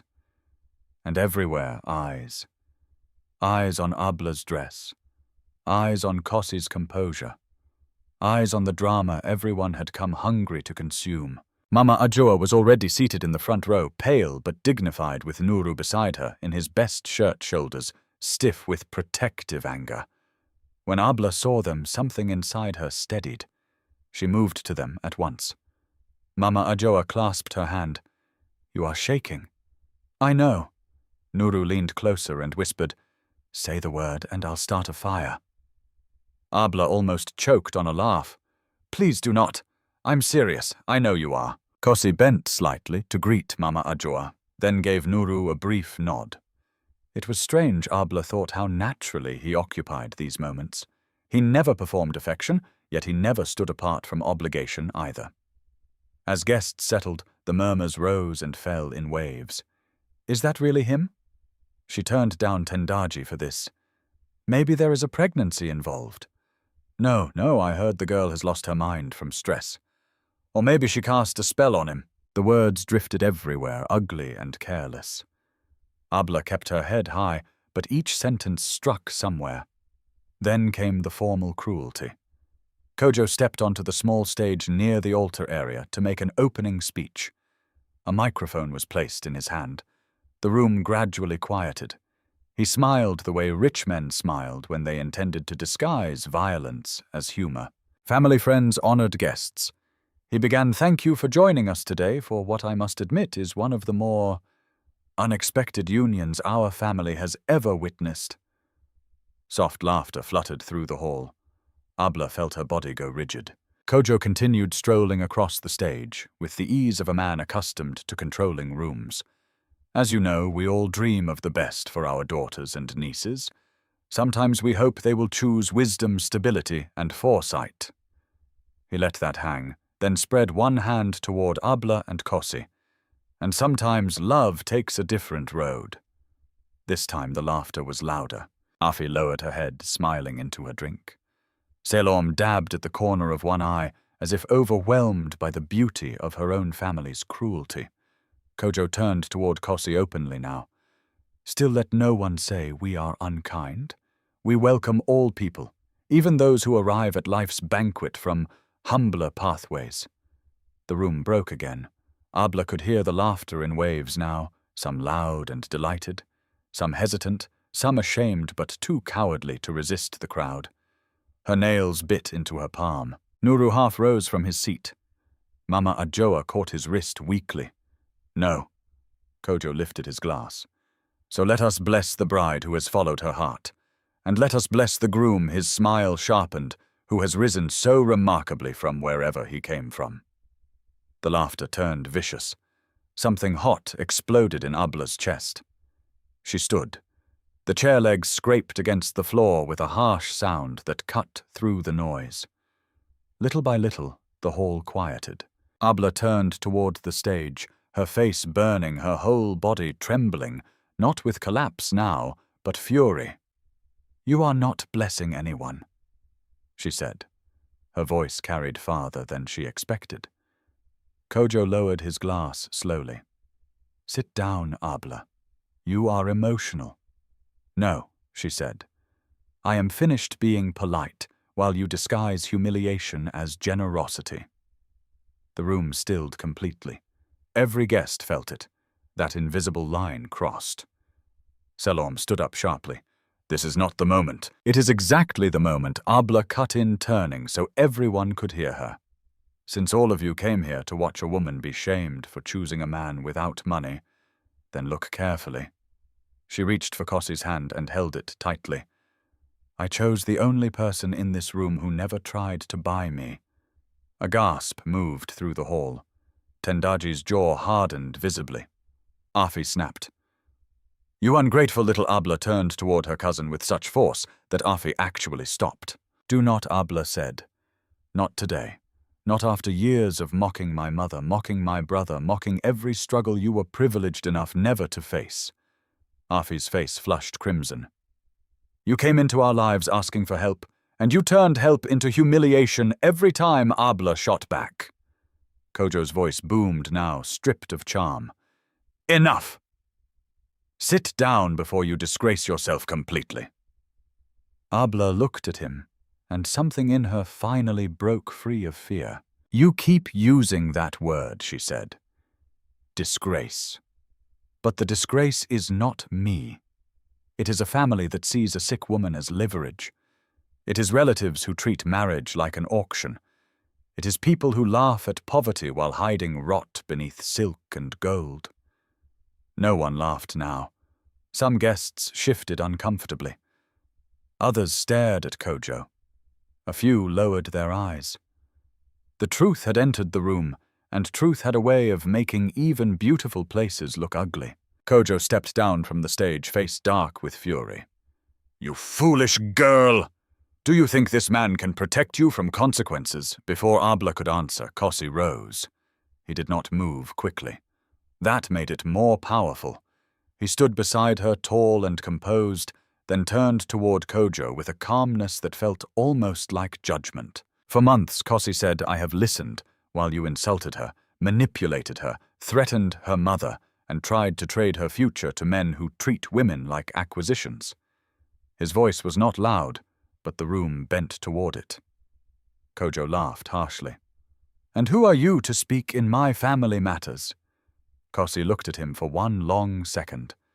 Then he reached into the inside pocket of his plain black suit and removed a phone. He pressed a button. The large projector screen at the far end of the hall, which had been prepared for wedding photos, flickered unexpectedly to life. The room murmured in confusion. On the screen appeared not flowers, not engagement portraits, but scanned documents, contracts, transfer records, signatures. Kojo froze. Selorm's color drained instantly. Tendaji's eyes narrowed. Abla stared at the screen, uncomprehending at first. Then Kossi spoke again, each word precise. "You asked who I am," he said. "That is the wrong question." He turned not to Abla. This time, not to Kojo alone, but to the entire hall, full of witnesses who had come for spectacle. "The better question," he said, "is how much all of you truly know about the people you came here to applaud." A low wave of unease moved through the guests. Kojo took a step forward. "Turn that off." Kossi did not even look at him. No. And in that instant, Abla understood. The wedding her family had staged as a public humiliation had become something far more dangerous. A reckoning. For a few suspended seconds after the projector came alive, nobody in the hall seemed to breathe. The documents on the screen glowed white against the gold-draped walls, transfer records, land deeds, account summaries, legal notices, signatures, enlarged so clearly that even people seated near the back began leaning forward to see. What had been a wedding a moment earlier now felt like a courtroom wrapped in flowers. Kojo recovered first, but only in the outer sense. His face resumed motion before his mind fully did. "This is nonsense," he barked. "Turn it off." Kossi remained standing beside Abla, one hand still holding the phone that controlled the screen. He looked neither angry nor triumphant. If anything, he looked colder than before, as though some part of him had stepped out from hiding and no longer cared to soften itself for other people's comfort. "No," he said. The single word landed like stone. Selom rose so quickly her chair scraped harshly against the floor. "How dare you hijack a family ceremony with forged papers?" Forged, Kossi asked mildly. He tapped the screen once on his phone. The image changed. A scanned letter appeared first, then a set of property registration forms, then a bank trail linking payouts over several years. At the bottom of one page was Kojo Mensah's full signature. On another, Selom's. On a third, the seal of a legal office Abla recognized with a painful jolt. Her late father's estate office. The room shifted around her. A rushing sound filled her ears, not from the guests, from inside her own body. Mama Ajwa had gone completely still in the front row. Nuru's eyes were wide with a shock so fierce it looked almost adult. Kossi's voice cut through the silence. "These records concern the estate of the late Kweku Adje," he said. "More specifically, the assets designated for his widow, Mama Ajwa, and his daughter, Abla. The name of her father, spoken into microphones and chandeliers and gossiping silence, struck Abla deeper than any insult had." Kojo pointed at the stage as though force alone could erase what was displayed. "This man is lying." But his voice had changed. The confidence was still there, yes, but now it had a crack in it, a brittle edge. The edge of someone who realized the room was no longer entirely his. A murmur spread through the guests. Did he say estate assets? "I thought Kojo handled all that after the funeral. Wasn't there some dispute years ago? I remember hearing the widow signed everything over." Kossi turned slightly enough to let the room see his profile. "That is what many of you were told." He tapped again. A signed declaration appeared on the screen. The signature at the bottom was Mama Ajwa's, or something close enough to her signature to frighten the breath out of Abla. Mama Ajwa made a small sound behind her. "I never signed that." Every head in the hall turned toward the frail woman in the front row. Selom's face sharpened instantly. "You were ill. You don't remember." Mama Ajwa struggled to rise. Nuru was at her side in an instant, steadying her arm. She stood anyway, weak but upright, and for the first time that day, her voice carried with something stronger than pain. "I remember my husband dying," she said. "I remember being told papers would help protect my children. I remember asking for time to read, and I remember being told there was no need." A current moved through the room. Not noise, unease. Abla stared at her mother in disbelief. All these years, Mama Ajwa had rarely spoken about the weeks after her husband's death. The grief had always seemed too heavy, too mixed with illness and survival. Now Abla saw something else beneath it. Shame. Not the shame of wrongdoing. The shame of having been deceived when one was too broken to fight clearly. Kojo laughed again, louder this time, but louder in the desperate way men get loud when volume becomes a substitute for authority. "Your mother is confused. She has been sick for years. You would put legal weight on a sick woman's memory." Abla took one step forward before she realized she had moved. "Careful." Her voice was low, but it sliced. Kojo swung toward her. "Do not speak to me as if you understand adult matters. That old line, that old weapon, it might once have worked." Today it sounded small. Kossi spoke before Abla could answer. "Then perhaps the adults in the room should examine this." Another tap. The screen changed to an audio transcript first, Then the audio itself began playing through the hall speakers. At first the sound was grainy, crackling with age or hidden recording quality. Then voices emerged. Kojo's voice. Salom's voice. Older but unmistakable. She won't manage anything in her state.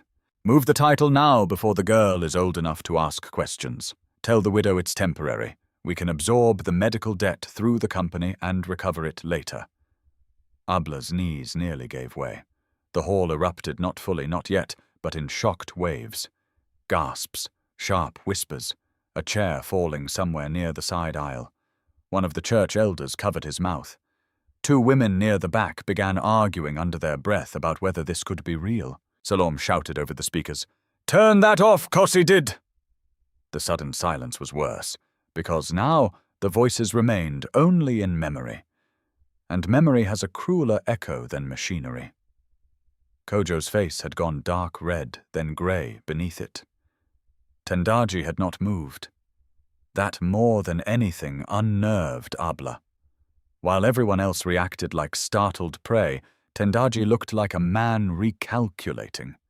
His eyes were not on the screen, they were on Kossi. "You prepared this well," Tendaji said at last.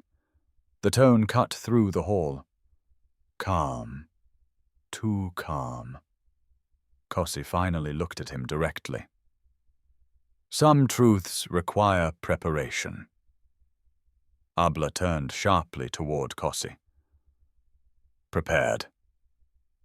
The word hit her in a different place than the evidence had, because suddenly the documents, the timing, the projector, the coldness in his posture, the certainty in his gaze, it all formed one unbearable shape. This had not been an impulsive defense. This had been planned. For how long? Since before the wedding. Since before the proposal. Since before he ever stood beside her beneath the jacaranda tree. The thought pierced straight through her, not because exposing Kojo and Salom was wrong, but because once again she was the last person in the room to understand the full design moving around her own life. Her father's name, her mother's suffering, her family's betrayal, her wedding day. All of it had become part of a strategy she had not been told. The room around her blurred at the edges. Abla Mama Ajoa whispered, but Abla could not answer. Kossi continued speaking, addressing the guests now, like a man opening sealed doors one by one. For years, these assets were redirected through shell arrangements and private holdings. Medical debt that should have been covered was used instead as leverage. Property income was concealed, insurance disbursements were diluted before reaching the rightful beneficiaries. Each sentence was a hammer strike. He was no longer just a quiet man in a simple suit. He sounded like someone who knew systems from the inside. Someone who had hunted records, traced trails, and waited. Barrister Biko entered the hall at that moment through a side door, followed by two associates carrying slim black document cases. Mr. Dlamini came behind them, immaculate in a dark suit flanked by security personnel who moved with professional calm. The sight alone sent a shock through the crowd. Abla recognized neither man personally, but the reaction in the room told its own story. Several guests straightened instantly. One banker near the third row visibly blanched. A politician's aide near the back whispered a name under his breath. Barrister Biko did not smile. He bowed his head respectfully toward Abla and Mama Ajwa first. Then he faced the room. "I am counsel of record for matters now under review," he said. "Copies of the relevant filings have already been lodged." Kojo lunged forward. "You cannot do this here." Biko's expression did not change. "It appears, sir, that you were comfortable doing much worse in private." A sound like a stifled gasp escaped half the hall. Tendaji's stare sharpened. Mr. Dlamini stepped closer to Kossi, but remained just behind him, deferential in a way that electrified the room more than any announcement could have. Powerful men do not stand that way behind nobodies. Afi finally found her voice. "Who are these people?" No one answered her.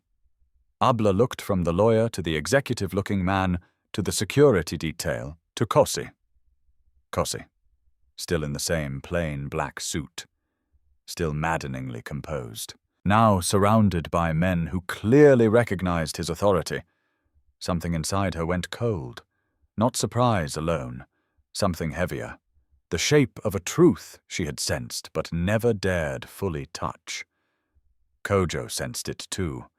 His eyes flicked from Biko to Dlamini to Kossi, and for the first time that day, real fear entered them. Not public embarrassment. Fear. "Who are you?" he asked. The question came out rough, stripped of ceremony. The hall waited. Kossi did not answer immediately. His gaze shifted instead to Abla. Just for a moment. And in that moment, she saw it, the hesitation he had hidden from everyone else. Not over Kojo. Over her. As if of all the consequences unfolding in the room, the only one he had not mastered was the look in her eyes. That look must have told him enough, because when he finally spoke, the steel in his voice remained, but grief threaded beneath it now. "My name is Kossi Abla," he said, "founder and principal of Abla Capital." The silence that followed was unlike any silence Abla had ever heard. It was not the silence of a room with nothing to say. It was the silence of a room rearranging reality. Several guests reacted at once. A man near the back muttered, "Impossible." One woman sat down so abruptly she nearly missed the chair. The banker in the third row shut his eyes as if something he feared had just taken human form in front of him. Abla Capital. Even Abla, who had spent most of her life far from boardrooms and financial news, knew the name. Everyone did. It was spoken in newspapers, investment rumors, business radio, development deals, urban projects. A powerful, elusive empire wrapped around industries, ordinary people touched without ever seeing the hands behind them. And she had shared hospital corridors with him. Market dust, evening stools outside her home, plain words beneath a jacaranda tree. Afi's face had gone white. "No," she whispered, then louder. "No, that's not possible." Mr. Dlamini answered her with brutal simplicity. "It is." The hall erupted fully then. Voices rose everywhere. Shock, disbelief, frantic questions, prayers, denials. Kojo staggered back one step. Selom gripped the edge of a chair to steady herself. Tendaji's calm cracked at last, not outwardly in panic, but in the slight tightening of his jaw, the narrowing of his eyes, the instant recognition of just how dangerous this room had become. But Abla heard almost none of it. Because she was staring at Kossi, and all the noise in the world had narrowed into one unbearable fact. He had told her the truth in fragments, never enough for her to see the whole. Not until now, not until a room full of witnesses learned it with her. When he stepped toward her, slowly, carefully, the rest of the hall seemed to recede. "Abla," he began. She took one step back. That hurt him. She saw it. Good, some wounded part of her thought savagely. "Good. You knew," she said, and though her voice was not loud, it carried through the space between them like glass breaking. "All this time you knew." His answer came quietly. "Yes." The word struck harder than if he had shouted. Abla felt the rage rise through the shock. At last, rage tangled with humiliation, gratitude, betrayal, and the sick realization that even the man who had protected her had also been watching, measuring, withholding. Around them, the hall continued to buzz with scandal and fear and collapsing pretenses. But for Abla, the true earthquake had just begun. Because the people who had mocked her were no longer the only ones she needed answers from. The hall did not recover after Kossi revealed his name. It fractured. Voices collided in every direction. Guests stood, sat, turned, whispered, denied, demanded. Some tried to pretend they had known all along, which only made their shock look more ridiculous. Others pulled out phones in trembling hands, eager to confirm what their eyes had just seen. A few men who had laughed the loudest minutes earlier now avoided looking anywhere near Kossi, as if eye contact itself might be dangerous. But at the center of that storm, Abla heard only her own breathing and Kossi's silence. He had not moved again after she stepped back. That restraint mattered. It was perhaps the only wise thing left to do. Barrister Biko was speaking quietly with one of the church elders. Mr. Dlamini was fielding a call near the stage, his face unreadable. Kojo and Salom, meanwhile, had begun the desperate work of frightened people, lying faster than the truth could settle. "This is manipulation," Kojo snapped to anyone who would listen. A private family matter turned into theater. Salom found tears from somewhere and used them immediately. "We took care of that widow for years. We carried burdens no one else wanted.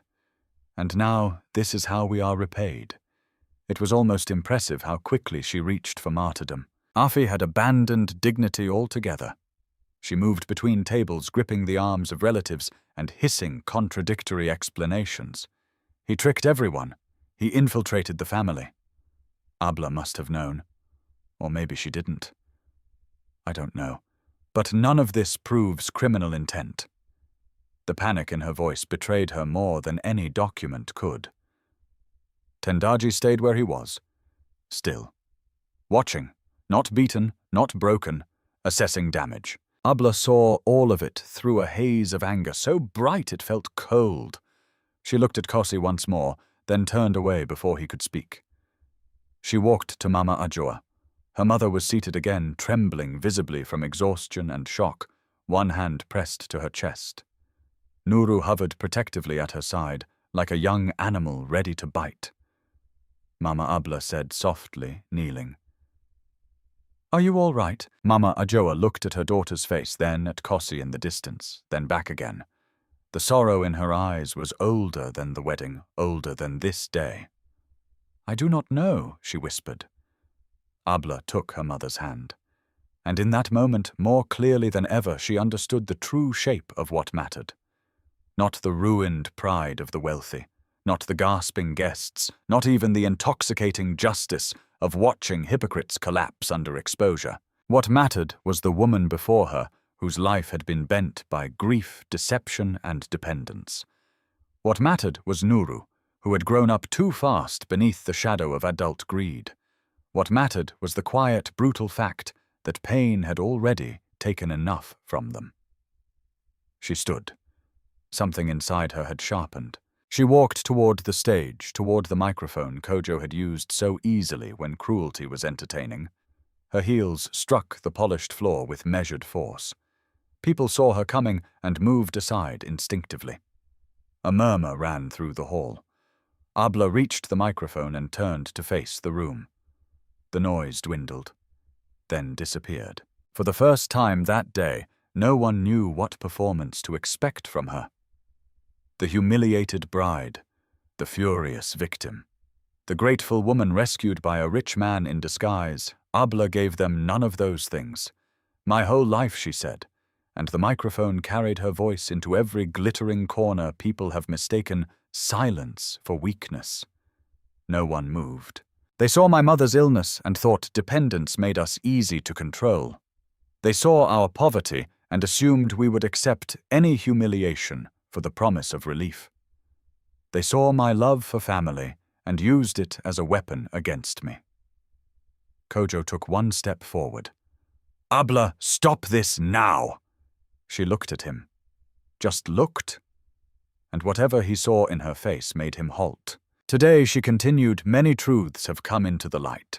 Some of them came from documents, some came from your own voices, and some came from the way you laughed when you thought a man was poor. A shudder moved across the crowd. Abla let that sit. "Let me make one thing clear.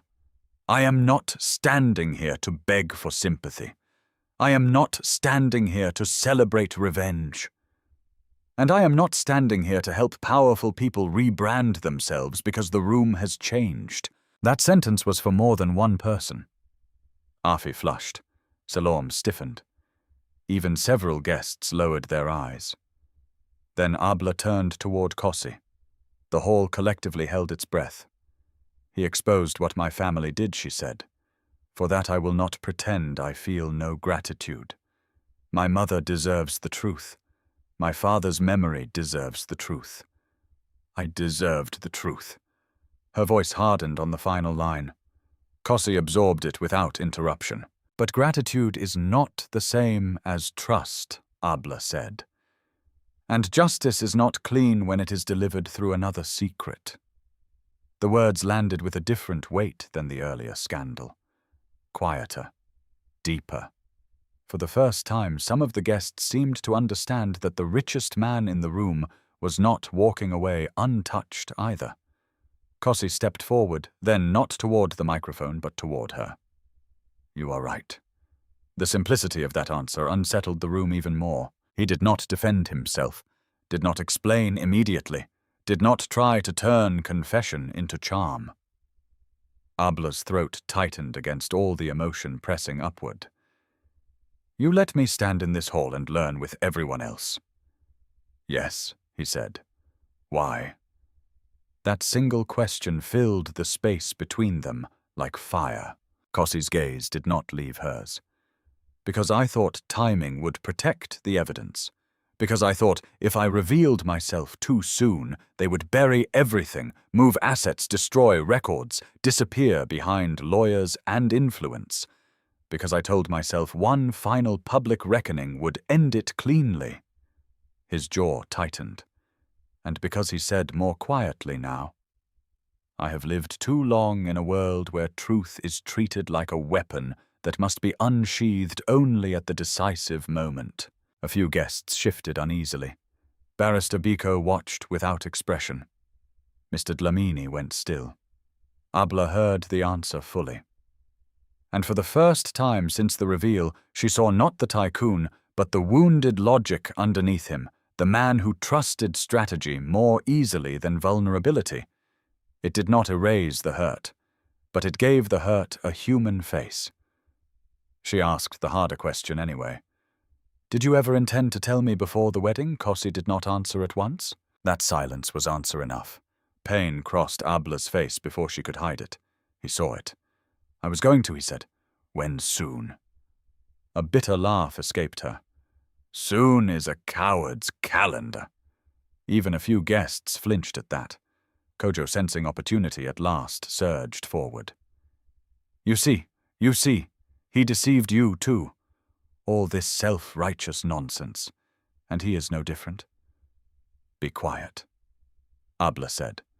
She did not raise her voice. She did not need to. Kojo actually stopped. Abla faced him fully now. Do not mistake my pain for your escape. That sentence changed everything, because she was not choosing between sides anymore. She was choosing herself, choosing truth without surrendering moral clarity to whoever happened to hold more money, louder outrage, or better evidence. The room felt it. So did Kossi. Abla turned back to the guests. There will be no begging today. Those words seemed to strike the hall at its spine. Not from me, not from my mother, not from my brother, and not from the people who thought their tears would wash away years of greed. She looked directly at Selorm, then Kojo, then Afi. If you stole, the law will name it. If you forged, the law will find it. If you used sickness, grief, and family loyalty as tools, then let justice answer you in full daylight. Selorm's tears collapsed instantly into anger. After all we did, what you did, Abla cut in, was feed on weakness and call it management. A gasp. Afi lunged verbally next. You ungrateful hypocrite! You stand there in a designer wedding hall funded by family connections. Wrong, said Mr. Dlamini from the side, his voice dry as stone. The venue bill was settled privately. Afi turned pale. Tendaji finally moved. He stepped closer, elegant even now, but the strain showed at the corners of his mouth. All of this is impressive, he said to Kossi, then shifted his attention to Abla. But be careful, Abla. Powerful men who test people rarely stop after one experiment. The warning was not false. That made it more dangerous. Abla met his gaze without blinking. And men who buy people rarely understand why they lose. Something like hatred flashed through Tendaji's eyes. Real brief exposed. He stepped back. Not defeated morally, but checked. Abla exhaled slowly. Then she made the choice that completed the room's transformation. She removed her wedding ring. A collective sound rose from the guests. Shock, delight, confusion.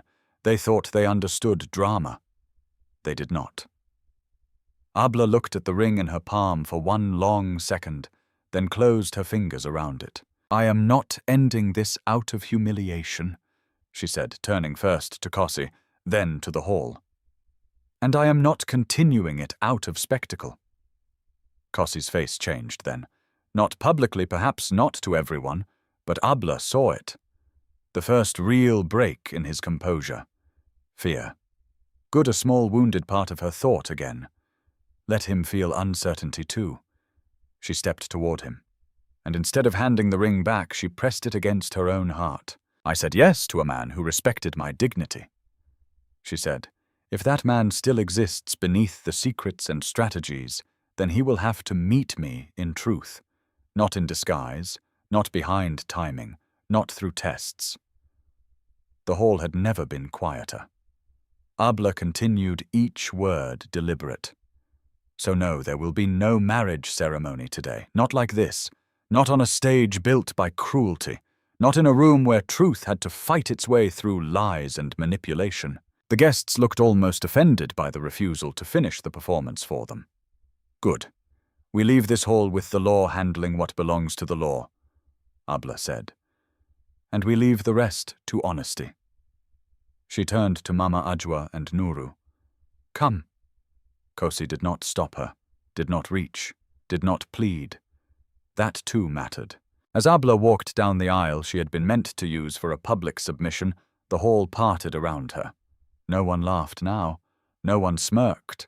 The wealth, the flowers, the gossip, the silks, all of it seemed smaller than the woman walking through it without asking anyone's permission. Behind her, Kojo was shouting again, Salom protesting, Afi crying angrily, guests talking over one another. Barrister Biko instructing someone by phone, and Tendaji vanishing quietly toward an exit before more questions could find him. But Abla did not look back. She had spent too many years looking back. Outside, the sunlight struck her face once more, bright, hot, merciless, clean. And for the first time that day it felt less like exposure and more like air. 3 weeks after the wedding that never happened, the city was still feeding on the story. It lived in whispers first, then headlines, then radio segments dressed as moral commentary. People told it differently depending on what they needed from it. Some said a poor woman had almost married a stranger only to discover he was a titan of industry. Others said a powerful businessman had staged an elaborate test and destroyed an entire family in public. Some focused on Kojo Mensah's legal troubles, others on the humiliation of Tendaji, who had quietly disappeared from several social circles after questions began spreading about his business practices and personal conduct. But the truth Abla had learned was never the version that traveled fastest. The truth was usually quieter. The truth was what remained after the crowd got bored, and in the quiet that followed the scandal, real consequences began. Kojo Mensah was no longer speaking loudly in public. His accounts were under review. Properties had been frozen pending investigation. Former associates who had once laughed at his jokes stopped answering calls or began answering them with lawyers copied into every exchange. Salom tried for a few days to cast herself as a wounded matriarch betrayed by ambitious men. But documents have a way of surviving performances. Once the estate papers' payment trails and audio records began circulating in official channels, even her tears lost market value. Afi suffered a different kind of collapse. Nothing legal at first, something social. The crueler kind for people who build their lives on admiration. Invitations slowed. Messages changed tone. Women who once mirrored her arrogance now spoke to her with careful distance as if scandal were contagious. Men who had praised her elegance began asking whether her family had known more than they admitted.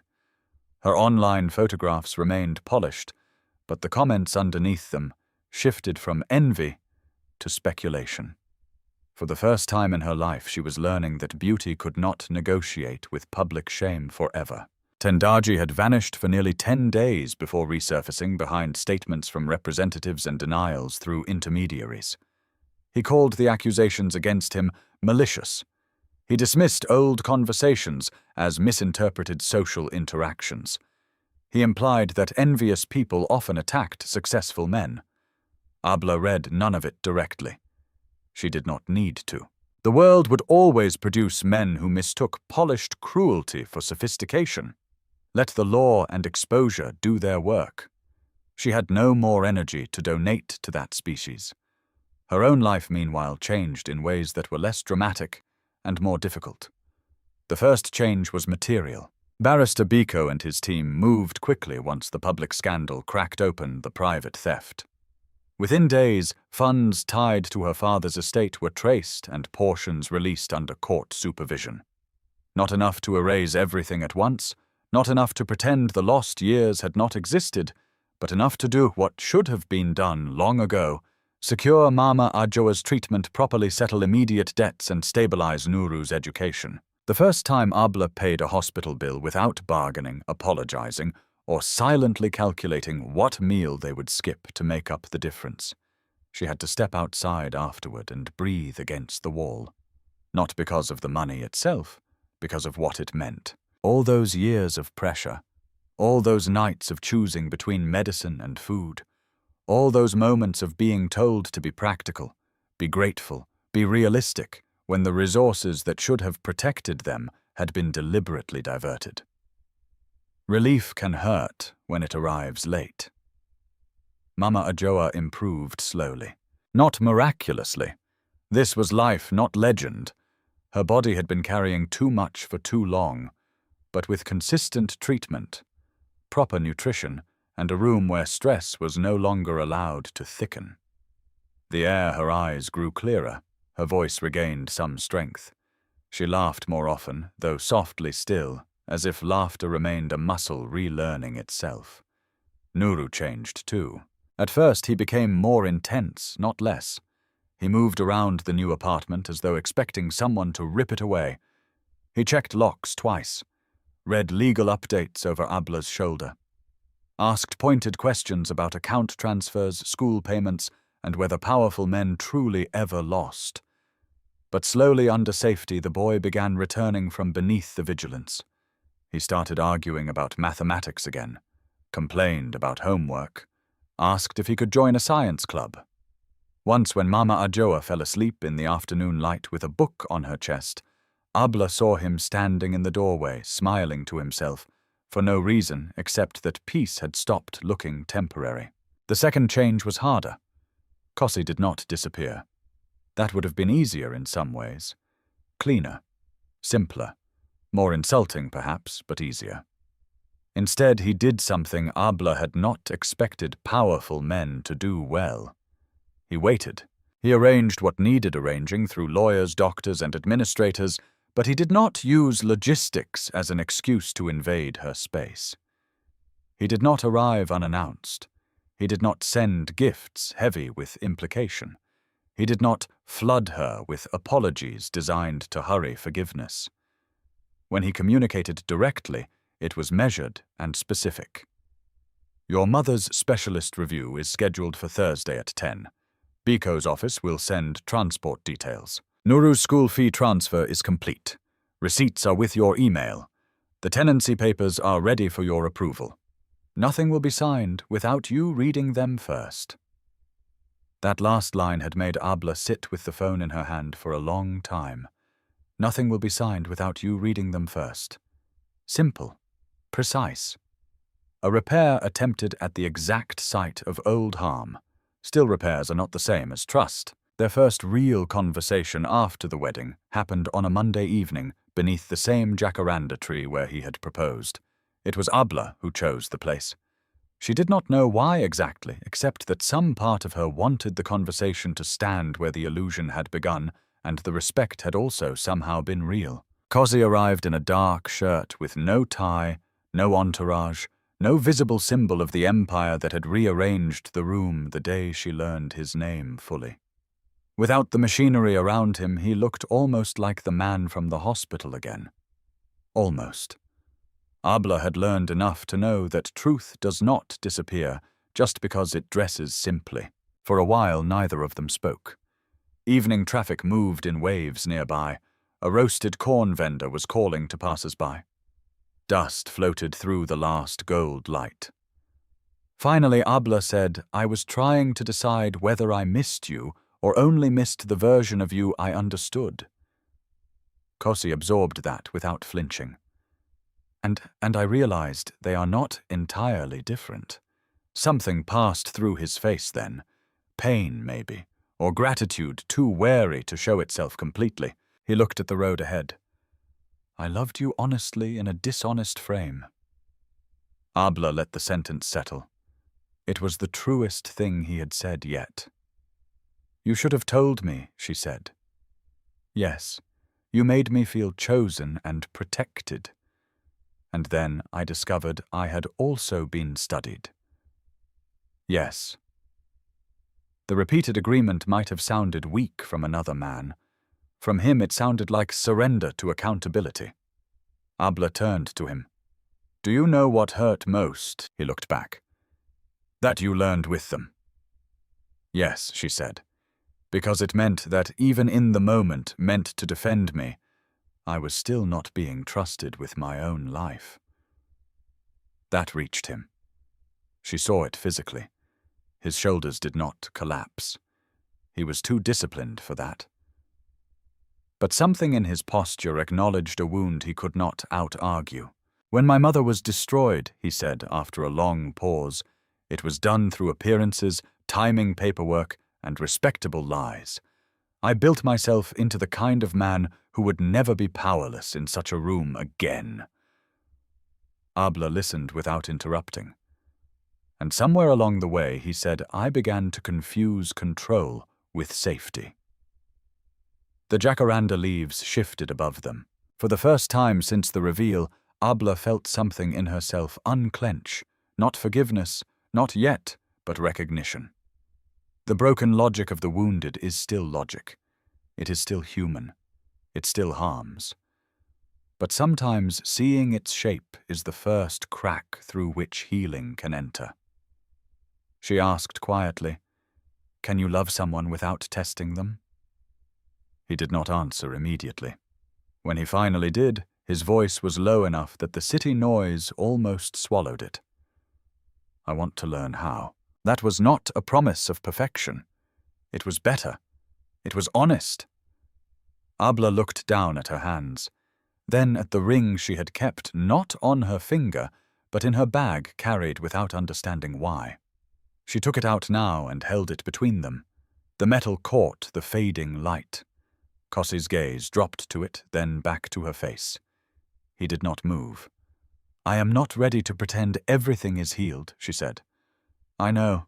I am not interested in grand gestures. I know, and I will never again enter a life where truth arrives last." His answer came steady. "Then it won't." Abla held his gaze for a long moment. Then slowly she put the ring back on her finger. Not with ceremony, not with spectacle, just a deliberate motion in the quiet. Kossi let out a breath he had probably not meant her to hear. She almost smiled. "Do not make too much of this," she said. "I won't. You probably will internally." Probably. That time she did smile. And because the evening allowed it, because dignity did not require coldness, because love after betrayal must be rebuilt in human proportions. She sat beside him on the low wall beneath the tree. Not in surrender, in beginning. Months later the foundation opened. It was Mama Ajwa who chose the name. The Open Door Trust. For women pushed toward marriage by debt, family coercion, illness, or social pressure. For mothers trapped by paperwork they did not understand. For daughters told that gratitude required self-erasure. For young men like Nuru too, who needed scholarships and guidance before bitterness could shape them into replicas of the men who had harmed their families. The opening was small by the standards of Kossi's world. To Abla, that made it beautiful. No ballroom, no society spectacle, no gold drapery pretending morality. Just a bright courtyard, plastic chairs, tea served in ordinary cups, local women gathering with cautious curiosity, and a signboard painted in clean blue letters. Mama Ajoa sat in the shade, smiling like someone who had survived long enough to see meaning return from suffering. Nuru Tola now already helped arrange registration forms and corrected a printer jam with exaggerated seriousness. When it was Abla's turn to speak, she stood before the small crowd and looked at the doorway behind them. Open, sunlit, unguarded. "There are many ways to make a person beg," she said, sometimes with money, sometimes with shame, sometimes with family, sometimes with love offered at the price of dignity. She paused, letting the silence hold. This place exists so fewer women will ever have to kneel for the right to choose their own future. No one applauded immediately. Some truths are not entertainment. They must first be felt.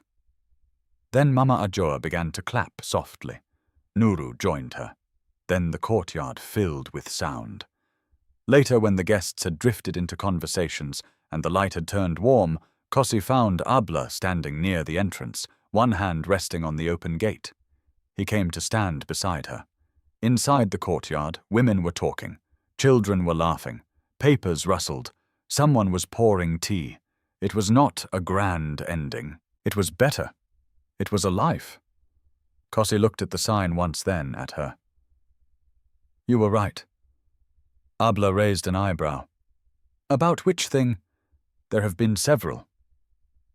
A rare, real smile touched his face. "Winning is not making people kneel." She looked back at the open courtyard. "No." He followed her gaze. "It's making sure the next woman doesn't have to." The evening breeze moved between them. No masks now, no staged reveal, no test.